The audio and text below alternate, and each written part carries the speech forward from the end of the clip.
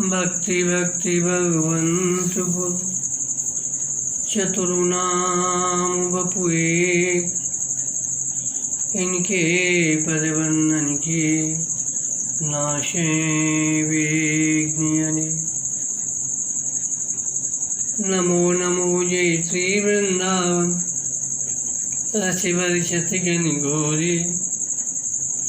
नमो नमो जय कुंज मेहरिन। नमो नमो जामी चुकोरी। नमो नमो जय कुंज बिहारी। नमो नमो प्रीतम चित चोरी। नमो नमो जय श्री हरिदासी। नमो नमो इन्हीं की जो।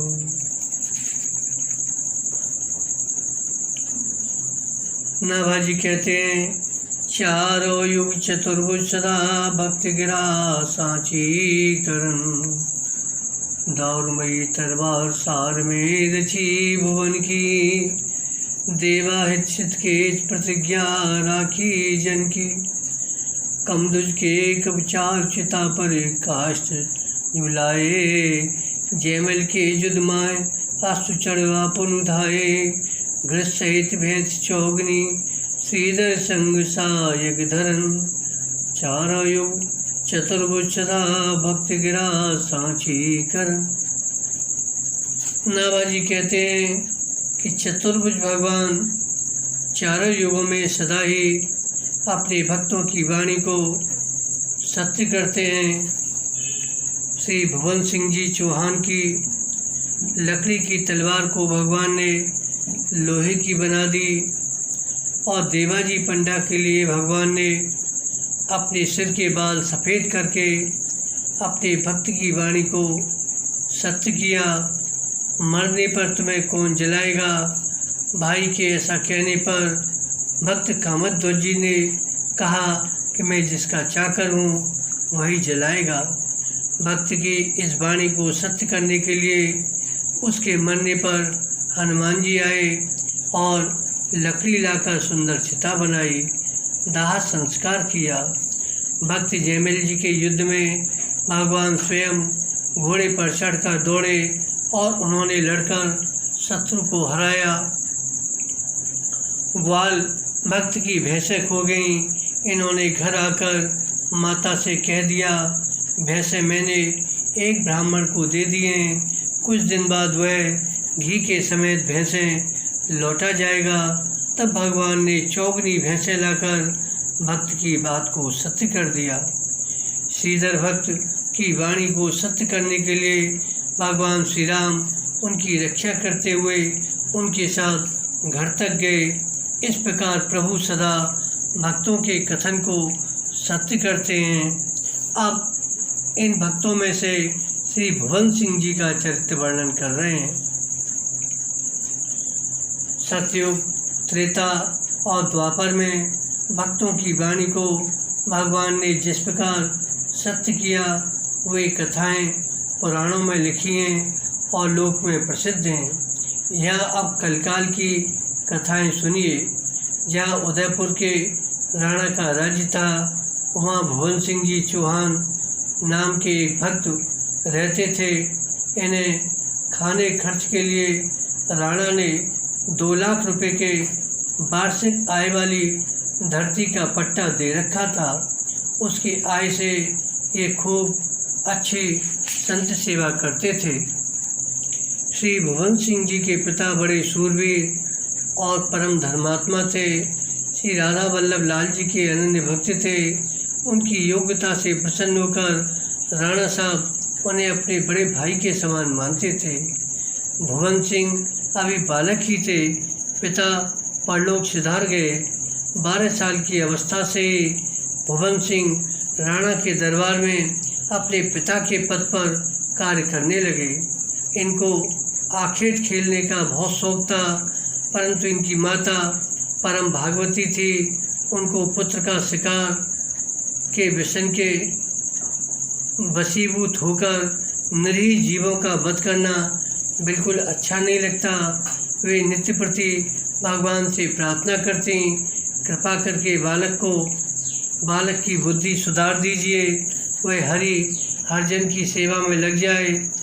इतना ही नहीं, माता ने पुत्र को विमुख विचार कर उसकी ओर से अपना ममत्व तथा वात्सल्य भी हटा लिया। भगवान की इच्छा से एक दिन रात्रि में चूहे ने इनके तरकस की डोरी काट दी, जिससे कि खूंटी पर टंगा हुआ तरकस झनझनाकर पृथ्वी पर गिर पड़ा। उनमें से तीर बाहर बिखर गए। अस्त्रागार के समीप में ही भवन सिंह का शयन कक्ष था। तीरों की झंझनाहट सुनकर ये बड़ी उतावली पूर्वक अस्त्रागार में गए तो अंधेरे के कारण एक तीर की नोक 2 अंगुल के लगभग इनके पाँव में घुस गई। ये तो हाय मैया कहकर चिल्ला पड़े। माँ ने तुरंत आकर तीर निकाला एवं पट्टी बांध दी, जिससे वेदना कम हुई। इसके बाद माता ने इनको बहुत धिक्कारा। तू क्षत्रिय होकर भी कुल कलंक निकला। तुम में पिता के रंच मात्र भी गुण स्वभाव नहीं आ सके। वे सूरवीर एवं धर्मात्मा भगवत भक्त दोनों थे, परंतु तुम एक भी नहीं हुए। जरा सा तीर चुभ जाने से तुम हाय हाय करने लगे। अतः तुम में शौर्य का अभाव है। नित्य निरीह जीवों का वध करते हो, अतः तुम में दया का अभाव है।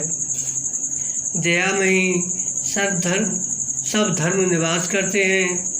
फिर और दया न होने से तुम में धर्म का भी सर्वथा अभाव है। फिर भगवत भक्ति तो तुम में हो ही कैसे सकती है। तुम्हें सोचना चाहिए, जब तनिक्षा तीर लगने से हमें इतनी पीड़ा होती है तो हम नित्य प्रति जिनकी तीरों से हत्या करते हैं उन्हें कितना क्लेश होता है। मैं तुझ सरीखे कपूत को जन्म देकर निपुती ही रह गई। अब तो माता के इन वचनों का भवन सिंह के ऊपर बहुत प्रभाव पड़ा। उसी दिन इन्होंने निश्चय कर लिया, अब आज से हिंसा नहीं करूँगा। परंतु राज कर्मचारी थे, सैनिक थे, अतः हथियार बांधते राजा के साथ रहते। एक बार राणा साहब शिकार खेलने के लिए वन को गए। उनके साथ सैनिक मंत्री और नौकरों की भीड़ गई और भुवन सिंह भी गए।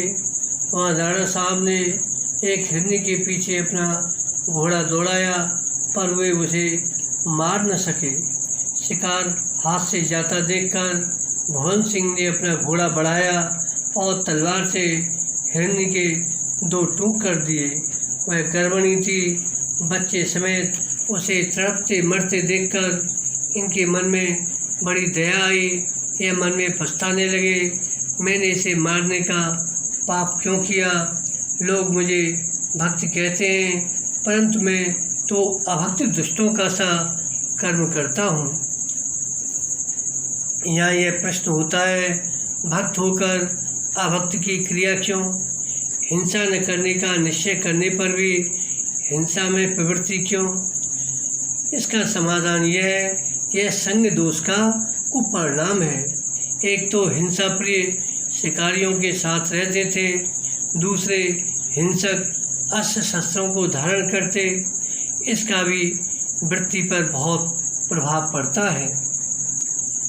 श्रीमद् वाल्मीकि रामायण में वर्णन आया है, जब दंडकारण्यवासी मुनियों के दुख को सुनकर श्री राम जी ने निशाचर वध की प्रतिज्ञा की तो जानकी जी ने कहा, आप कैसे तो मुनि भेष धारण किए हुए हैं और राक्षसों से आपका कोई बैर भी नहीं है, फिर भी आपने जो उनके वध की प्रतिज्ञा कर ली है, इसका कारण मुझे यही जान पड़ता है। मुनि भेष में भी आपने जो धनुष बाण धारण कर रखा है, उसी से आपकी बिना बैर राक्षस वध में प्रवृत्ति हुई है।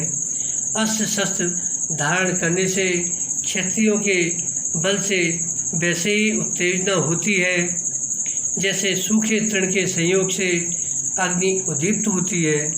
यह कहकर श्री जानकी जी ने एक इतिहास भी सुनाया कि पूर्व काल के एक परम तपस्वी ऋषि की तपस्या में विघ्न डालने के लिए देवराज इंद्र एक दिन एक योद्धा का रूप धारण कर आश्रम में आए और धरोहर रूप में एक तलवार उनके पास रख गए। धरोहर की रक्षा के लिए वे ऋषि हमेशा तलवार को साथ रखते, परंतु प्रतिदिन शस्त्र ढोते रहने के कारण मुनि प्रमादवश रौद्र कर्म में तत्पर हो गए और उस शस्त्र के सहवास से अंत में उन्हें नरक में जाना पड़ा। इस तरह भुवन सिंह ने सोचा कि मैं तो दुष्टों का सा कर्म करता हूँ, भविष्य में चाहूँ भी तो इस प्रकार के अनाथ जीवों की व्यर्थ हत्या न कर सकूँ, इसलिए अब मुझे क्या करना चाहिए।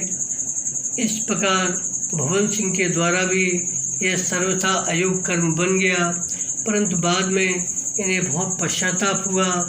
इन्हें 3 महान मानसिक दुख हुए। एक तो जीव हिंसा, दूसरी माता की आज्ञा का उल्लंघन और तीसरे स्वयं की प्रतिज्ञा छूटना। अत्यंत गिलानी में इन्होंने अपने सभी अस्त्र शस्त्र कुएं में डाल दिए और माता के चरणों में पड़कर फूट फूट कर रोते हुए आखेट का सब वृत्तांत सुनाया। माता का चरण पकड़कर इन्होंने पुनः सौगंध खाई, अब मैं निश्चय ही हिंसा नहीं करूँगा।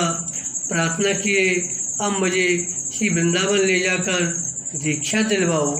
पुत्र की इस पवित्र भावना को सुनकर माताजी बड़ी प्रसन्न हुई और श्री वृंदावन आकर श्री हितहरवंश चंद्र महाप्रभु के ज्येष्ठ पुत्र श्री बनचंद्र जी से दीक्षा दिलवा दी। ये कुछ दिन तक श्री वृंदावन में रहकर ठाकुर श्री राधा वल्लभ जी का दर्शन, संतों का सत्संग एवं श्री धाम की परिक्रमा एवं पर्यटन आदि करके बहुत सुख पाए। फिर घर चले आए। घर आकर माता से परामर्श किए, राणा साहब की सेवा करना जरूरी है, क्योंकि उनके द्वारा प्राप्त द्रव्य से भली बात संत सेवा हो जाती है। यदि उनकी चाकरी छोड़ दूं तो द्रव्य अभाव में साधु सेवा में कठिनाई पड़ेगी और राजा की सेवा में रहने पर अस्त्र शस्त्र धारण करना भी अनिवार्य है और शस्त्र धारण करने का दुष्परिणाम मैंने आँखों से देख लिया है। न धारण करने का संकल्प भी कर लिया है और श्री गुरुदेव ने भी मना किया है। ऐसी स्थिति में क्या करूं? तब इनकी माता ने सुनहली मूठ वाली काठ की तलवार और मखमली म्यान बनाकर दी। उस दिन से उन्होंने लोहे की तलवार हटाकर लकड़ी की तलवार म्यान में रख ली और उसी को धारण करते रहे। भक्त भुवन सिंह का एक भाई था। यह भुवन सिंह जी से द्वेष करता था। एक बार दोनों साथ साथ सरोवर पर स्नान करने गए। वहीं बीच में मौका पाकर उसने देख लिया कि इनकी तो लकड़ी की तलवार है। अब तो इस बात को वह पेट में पचा न सका और चौहान साहब की प्रतिष्ठा को धक्का पहुंचाने के लक्ष्य से राणा साहब से कह दिया कि ये आपके सेनापति हैं और तलवार रखते हैं काठ की, भला ये क्या आपकी और राष्ट्र की रक्षा करेंगे। राणा जी ने उसकी बात का विश्वास नहीं किया। तब उसने सैकड़ों कस्में खाईं, परंतु भुवन सिंह का तेजस्वी वैष्णव वेश देखकर राणा जी को इस बात की चर्चा करने का साहस नहीं हुआ। वह बार बार राणा जी से कहता, पर वे अनसुनी कर देते। ऐसे ही कहते कहते 1 वर्ष बीत गया। अंत में उसने जोर देकर कहा, उनकी लकड़ी की तलवार न हो और मैं झूठ कहता हूँ तो आप मुझे मार डालिए। तब राणा जी ने राजभवन के बगीचे में एक कुंड के ऊपर एक राजगोष्ठी की और उसमें मंत्री, सेनापति आदि मुख्य लोग एकत्र हुए। भोजन के उपरांत सभी लोग सभा भवन में बैठे। उस समय राणा साहब ने कहा, देखो भाइयों, ब्राह्मण के लिए शास्त्र और क्षत्रिय के लिए अस्त्र शस्त्र, वैश्य के लिए धन और शूद्र के लिए सेवा ही परम धन है। अतः आज हम लोग अपनी अपनी तलवारें देखेंगे और दिखाएंगे कि किसकी तलवार सबसे अधिक चमकीली है। सर्वश्रेष्ठ को सम्मानित किया जाएगा। यह कहते हुए उन्होंने अपनी तलवार निकालकर सबको दिखलाई।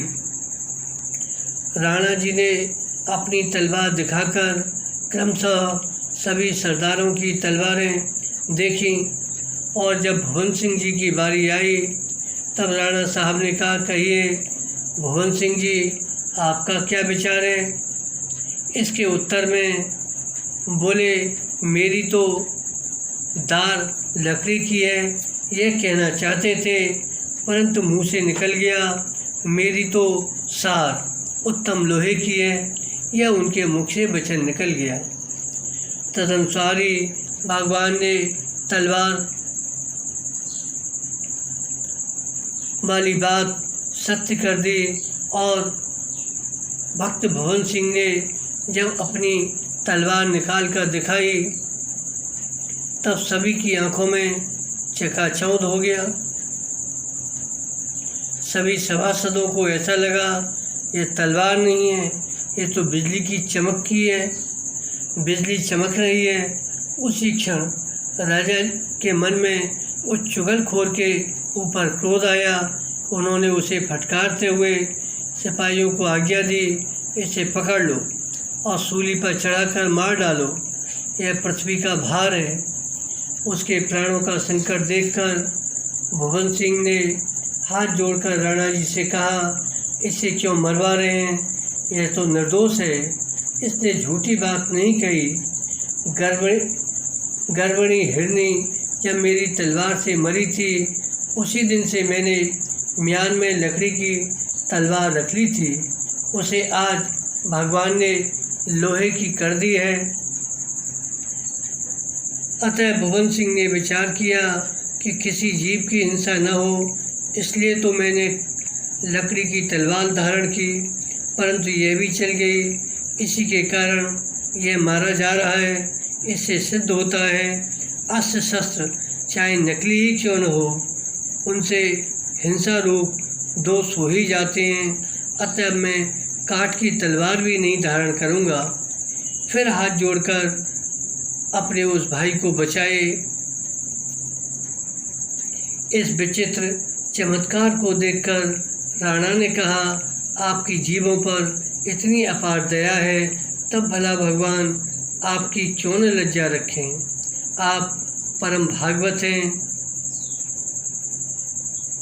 अब आज से आप दरबार में हाजिरी बजाने मत आया करिए। 2 लाख के स्थान पर 4 लाख का पट्टा लीजिए। मैं कभी कभी दर्शन करने के लिए आपके घर पर ही आ जाया करूँगा, जिससे मेरा भी इस संसार सागर से उद्धार हो जाएगा। इस तरह भगवान ने श्री भुवन सिंह जी के वचन को सत्य किया और लकड़ी की तलवार से लोहे की तलवार बन गई। यह इनकी निष्ठा का परिचायक है। बोलो भक्त भगवान की जय। जय श्री राधे, जय जय श्री राधे, जय जय श्री राधे।